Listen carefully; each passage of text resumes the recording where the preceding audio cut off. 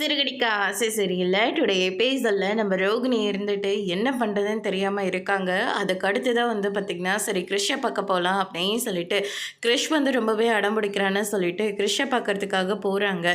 என்னாச்சு கிறிஷ் உனக்கு அப்படின்னு சொல்லிட்டு கேட்கவும், எங்கள் ஸ்கூலில் எல்லாருக்கும் எல்லா ஹெட்லைன்லேயும் ஒவ்வொரு தலைப்பாக கொடுத்துருக்காங்க. அந்த தலைப்பு படி ஒரு எஸ்ஸே எழுதணும். சரி எழுத வேண்டியது தானே, எழுத கஷ்டமாக இருக்கேன் என்ன, இங்கிலீஷ் தெரியலையா, எனக்கு எல்லாமே தெரியுமா, ஆனால் அவங்க என்ன தலைப்பு கொடுத்துருக்காங்கன்னு தெரியுமா, அப்பாவை பற்றி கொடுத்துருக்காங்க. நான் வேணா மனோஜ் அப்பாவை பற்றி எழுதட்டுமா அப்படின்ற மாதிரி சொல்லிடுறேங்க. ஆனால் மனோஜ் அப்பாவை பற்றி எனக்கு தெரியாதில்ல, அதை நீங்கள் தானே எனக்கு சொல்லித்தரணும், அதனால் நீங்கள் சொல்லுங்கம்மா, நான் அப்படியே எழுதிக்கிறேன் அப்படின்ற மாதிரி சொல்லிடுறேங்க. இதை கேட்ட உடனே நம்ம ரோகிணி வந்து பயங்கரமாக ஷாக் ஆகுறாங்க.